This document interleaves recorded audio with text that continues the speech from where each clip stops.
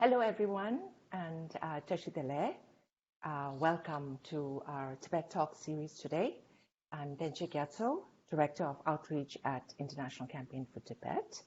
And today we have the first of two special episodes of Tibet Talks, focusing on why American support for Tibet continues to be crucial in the context of US-China relations and the upcoming US presidential elections. So our guest today has more than 25 years experience in national security affairs and has held many Senate-confirmed and senior-level positions in the US government. Among many such positions, she served as President's envoy to Northern Ireland in 2007 and received the Secretary of State's greatest honor, the Distinguished Service Medal, for her contribution to the historic devolution of power in Belfast. But we are most familiar with her as the former Undersecretary of State for Global Affairs and Special Coordinator for Tibetan Issues during the George W. Bush presidency from 2001 to 2009. And she played a pivotal role in coordinating US policy on Tibet at the highest levels of government, both in the US and internationally. So please join me to welcome Ambassador Paula Dobriansky. Welcome, Ambassador Dobriansky. Thank you for coming on our show today. Thank you. Thank you so much. I'm delighted to be here. Thank you.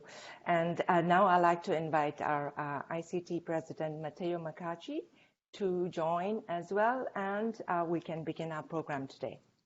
Thank you, Tencho, and thank you, Ambassador, for joining us today.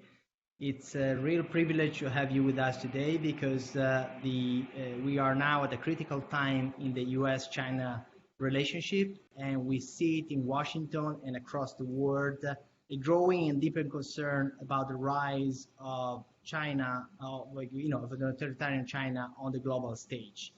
You served for 2 terms with the George W. Bush administration as Undersecretary of State and Special Coordinator for Tibetan Issues. So you had a direct involvement in the shaping of US policy on China. What are the main differences that you see between now and then, and how do you see the situation evolving? Well, thank you so much, and I'm delighted to be here with you, Matteo. There are fundamental differences. At the time of the George W. Bush administration, in fact, there was a very strong effort to have China become a stakeholder community. And as part of that effort, the United States launched a number of different dialogues at different levels. Most significantly, there was the strategic economic dialogue to engage China in broad discussions relevant to international trade and international. There was also, of course, the human rights dialogue that got launched at the State Department also at that time. And then, of course, also relevant to Tibet, there were also a dialogue that was launched by His Holiness's envoy, Lodi Gary.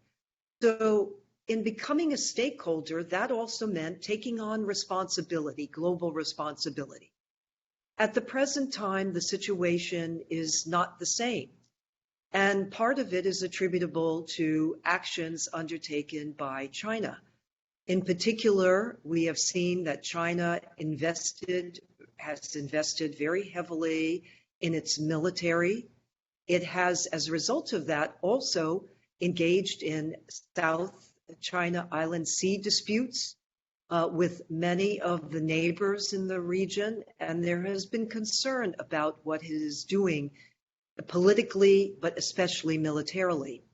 And then economically, in terms of that whole concept that I've mentioned about stakeholder, well, instead, what we've witnessed are predatory international economic actions, trade actions, and a lack of openness. And that brings me to the final, and that is the recent situation of the pandemic, where there's been a lack of openness, a lack of transparency, and the entire global community has been impacted as a result of that. For an investigation of what transpired in Wuhan And to date, we have not seen that kind of spotlight and open and kind of global stakeholder and responsibility. There was an opportunity earlier and during the time of the George W. Bush administration. And I might just finally add that one of the issues that was concerning then, although there was dialogue and remains, is in the human rights area. The suppression of freedom, basic fundamental freedoms, just has not changed. You mentioned your time as a special coordinator during the George W. Bush administration, and you mentioned that maybe at the time there was an opportunity, for dialogue. And you also mentioned our former executive chair, Lodi Gyari, who played actually a very important role in that dialogue. So can you share also about that time, that experience, and also we know that as a result maybe of that process, President Bush turned out to be someone who cared a lot about the Dalai Lama and the Tibetan people. So can you tell us about those years? Absolutely. Let me maybe address former President George W. Bush and his relationship, if I may, with His Holiness, because it was very distinctive and a real bond. And I think a fundamental reason why there was in fact this bond is because President Bush attaches to the issue of religious freedom. He himself is someone who is a religious man. He is someone who really connected with His Holiness because of that bond, that importance of each and every human being has the right to practice his or her religion. I also will say that one of the most memorable moments at the beginning of my tenure was when I went to President Bush's office, the Oval Office at the White House, and he was going to be meeting His Holiness in the residence. And when I went, I was to brief the president on the upcoming meeting. And one of the points I simply made to him was, July 6th, Mr. President, is your birthday, and July 6th is the birthday of the Dalai Lama. And, there was even more than religious freedom. There was that bond by birthday. And finally, I will say that the two of them also are very compassionate about the importance of democracy, of freedom, and just universal freedoms that all should have. And I think in that sense, I saw and I witnessed a relationship not only come together firmly, but truly grow. Yeah. And I think you can also, and we can testify that, the relationship continues to this day. And we have also seen a couple of years ago, I think President Bush also painted a portrait of His Holiness the Dalai Lama and put it, I don't know if whether in his library or somewhere else, but clearly showing a lot of affection for His Holiness. And I think it's the same from Dharamsala to former President Bush. So during that time, certainly, you were very much involved, in shaping U.S. policy, in the dialogue with China, on Tibet. What do you think were your main accomplishments at the time?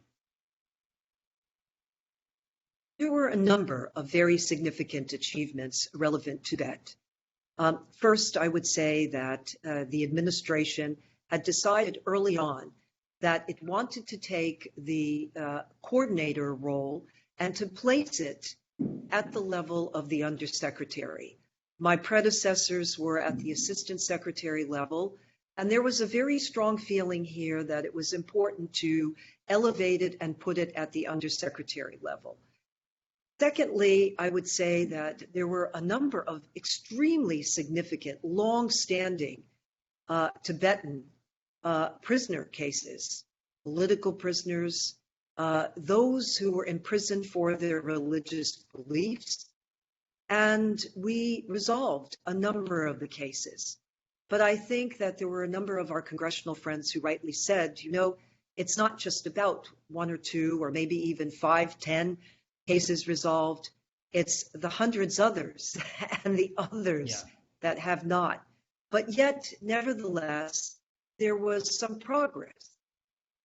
There was also the fact that in working closely with Lodi Gary, who was also His Holiness's envoy at the time, that there was a dialogue that resumed. It was some 20 years past, and the dialogue resumed with Chinese officials, discuss and talk about the future of Tibet. And I think that that was very significant. I think it did have important beginnings. However, that did not continue on. And then also I referenced the importance of the human rights dialogue. We launched a human rights dialogue, of which the issue of Tibet was certainly part of that discourse. And there was back and forth, but then, it didn't come out with results. The feeling was there was more just a talking across the table. And for something to really have impact, you have to have those results. So at least I can say we had the beginning, we tried, we strived, but there we pulled back on that. I will also add two other achievements, if I may. One is regarding Europe. The United States was also engaged with many countries in Europe who also were very concerned with the future of Tibet and what was happening on the ground. We launched an ambassadorial roundtable. We also had discussions in the EU. These activities with the ambassadors in Washington and then with those in the EU and parliamentarians, I think added to a very collaborative effort and an understanding of certainly the importance of what was taking place there and how it was important for us to collaborate and focus on it together. And finally, I would say, very memorable was, of course, the success and the awarding of the Congressional Gold Medal to His Holiness. I witnessed President George W. Bush together with now Speaker of the House, Nancy Pelosi. She was then. They came together and they recognized him. And that was very significant, I think, in terms of demonstrating, again, our importance that we attach to religious freedom and the importance of everything that His Holiness is very much about. Yeah. And I think what you just described shows when there is, high level, political engagement and coordination within the U.S. government. There are many areas where, at least there's a possibility to try to push for progress, even with what now is defined like an adversary, like China. And so I think even in this context of very high tensions between the United States and China, we should not lose sight of those opportunities, of those mechanisms that can be activated. And so as we approach the next elections, and so we're going to have, a new president, whether it's the same or a new one, will be a new term. What would be your advice to the next administration to try to continue to push for resolution for the Tibetan issue? Because unfortunately, despite these efforts, the issue is still unresolved. Well, my fundamental advice is stay the course. I think that the way in which during my time, the Bush administration had dealt with this issue, I think that there were several ways which did have an impact. You mentioned the importance of the level of engagement. The fact that we elevated the position to the undersecretary position up to that level should remain the same. It's absolutely important. I also think that looking for opportunities for dialogue and engagement. Sometimes you might feel that when you begin on that path, it might not get traction. And as I said, regrettably, we didn't, in the broad human rights area, we didn't get the kind of traction we wanted. However, we did at the beginning of the administration deal with very directly a number of cases, long-standing cases, some very tragic cases that did get resolved. So I think in staying the course, it means definitely keeping the position at that high level, also continuing to build upon all of the kind of progress that has been achieved, building on the Tibet Act, building on the kind of a discourse and collaboration with Europe. And by the way, also with others across the globe. And no less, building upon interaction with the community itself. We learn a lot from the Tibetan community. And I know His Holiness has said time and again, it's not only about what is happening in Tibet. There are many Tibetans who are also across the globe, and that interaction matters as well. So fundamentally, staying the course, keeping it at the level, and certainly keeping it front and center in terms of our dialogue with China and with others. Yeah. No, I think that's very helpful for our viewers. Among them are certainly many Tibetans watching, Tibetan Americans for sure, but also Tibetans in India and in other parts of the world. And they are all engaged, whether through ICT or other groups, in direct advocacy, trying to push governments to continue to raise Tibet with China. So hearing from you that there are opportunities and there are ways to make this engagement concrete, I think it's an encouraging message for all those who care about Tibet. In your interactions, in your role actually as a special coordinator, you had also the opportunity to interact personally with His Holiness the Dalai Lama. So can you share if there was, what was your impression of meeting him? When was the first time you should remember? And if there was anything that surprised you? Well, my very first meeting was the meeting at the White House along with President Bush in his residence. And that was my opportunity to meet His Holiness firsthand in this capacity. I would say that first, he reaffirmed, in my meeting him, he reaffirmed everything that I certainly had known and I believed about him in terms of his warmth, in terms of his compassion for others, in terms of just his thoughtfulness. He's someone who is extremely caring, and you see it. I will tell you the aspect that did surprise me is his humor. He can be very humorous, and he has a wonderful laugh that's extremely infectious. And when you're sitting across from him and he chuckles, it's just so wonderful. It's fantastic. I have to say it was not only a real privilege for me to interact in that capacity, but I have also, since that time, as a private citizen, also have had the honor and the privilege continuing to interact with him. But I would say, Matteo, I think the most surprising is his humor and just how he can joke with you. Yeah. And that really threw me off a bit. Yeah, I think, he has a special ability to connect with, everyone who's in front of him, whether, sometimes he speaks about the protocol, how for him represents a little bit of a, chain that he wants to get rid of. And I think by doing that, and we have seen that interacting, from heads of state to, a passerby on the street, but he's trying to influence in a positive way each person. And so changing the word one person at a time, maybe could be a way to describe how he interacts with people. So, but I think that's, what you shared, I think is not very common for many of our viewers to be able to be with His Holiness in that way. But I think it resonates with many who know about him. So as we speak, we know also that, the American people love His Holiness the Dalai Lama. I think there have been many opinion polls, and I think, His Holiness is on par with Pope Francis as the most, admired, spiritual leader in the world. So what do you think resonates of him with the American people? Because, he's a Buddhist, right? He's not a Christian.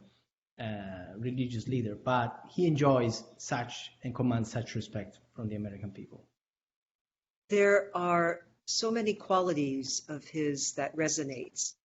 I have a number of friends who are not Buddhists, and when they knew that His Holiness was coming to the United States to do his teachings, they were so anxious to be able to go, to be there, and to hear his very words, his words of wisdom.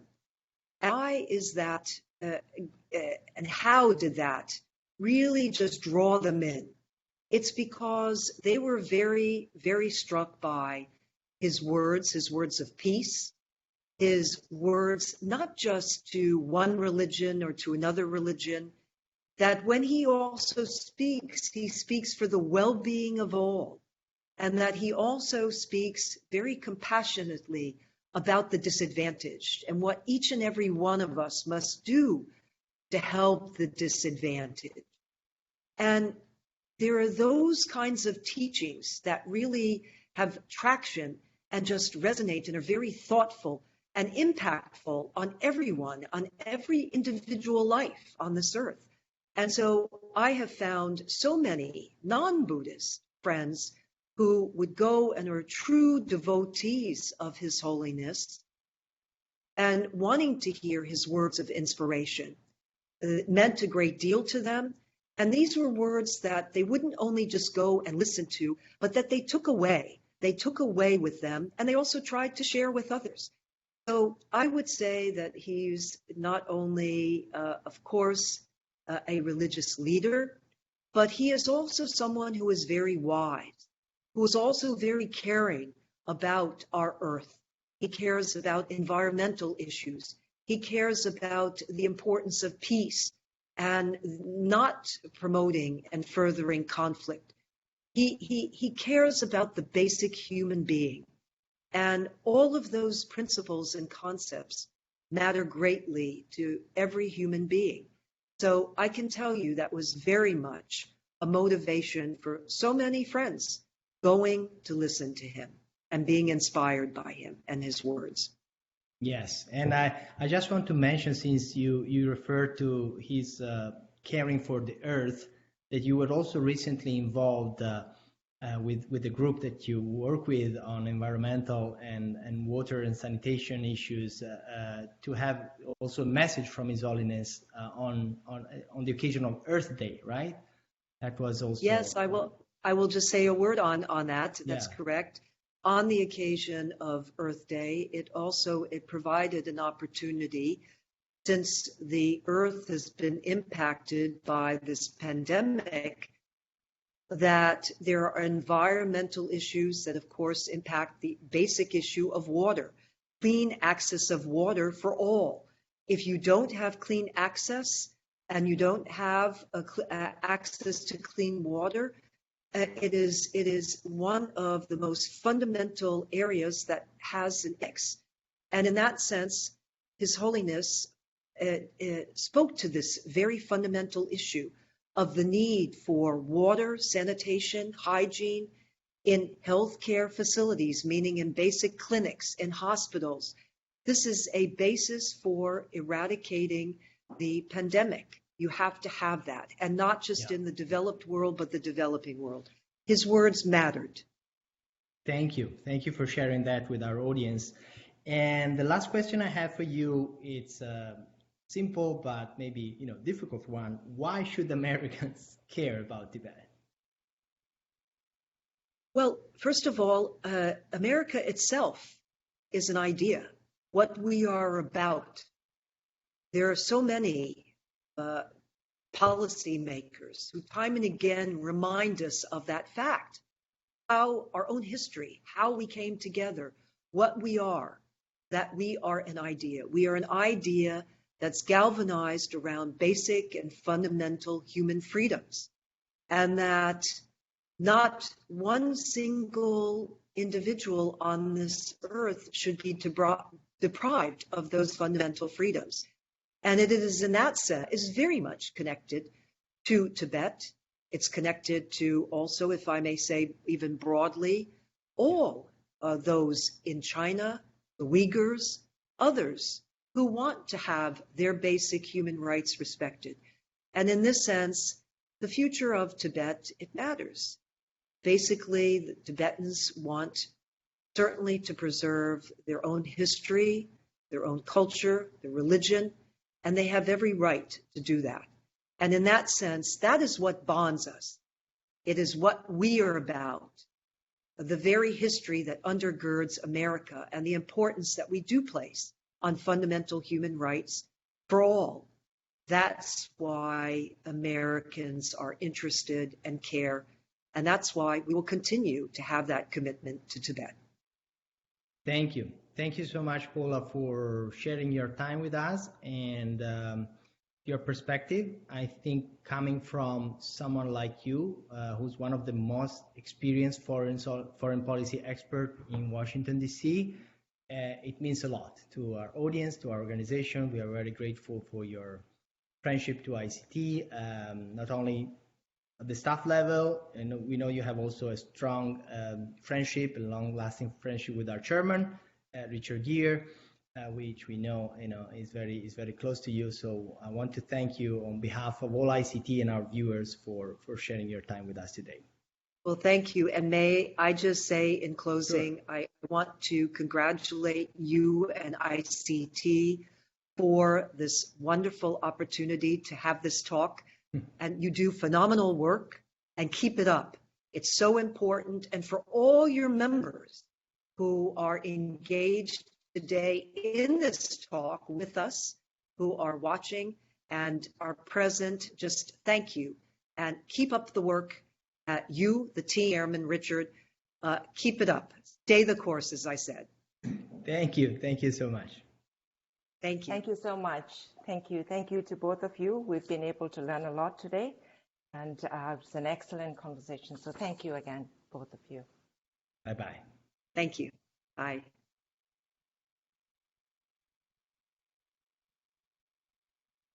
So that's the end of our show today. I do have some final notes. I want to let you know next week, Thursday, August 6th, our guest will be Mr. Greg Craig, who served as the first special coordinator for Tibetan issues under the Clinton administration from 1997 to 98. Program details are posted on our website, savetibet.org/live. And then I also want to remind you, if you already haven't taken action, please do join our Tibet 2020 campaign. You can visit savetibet.org/Tibet-2020 to sign on the petition and learn more about it. As citizens of democracies, we have the right to tell our political leaders which policies we want them to enact. The people in Tibet do not. So please join this campaign to raise your voice on their behalf. So thank you so much for joining today, and thank you for your continued support. We look forward to see you next week for another episode of Tibet Talks, and the details are on the screen here.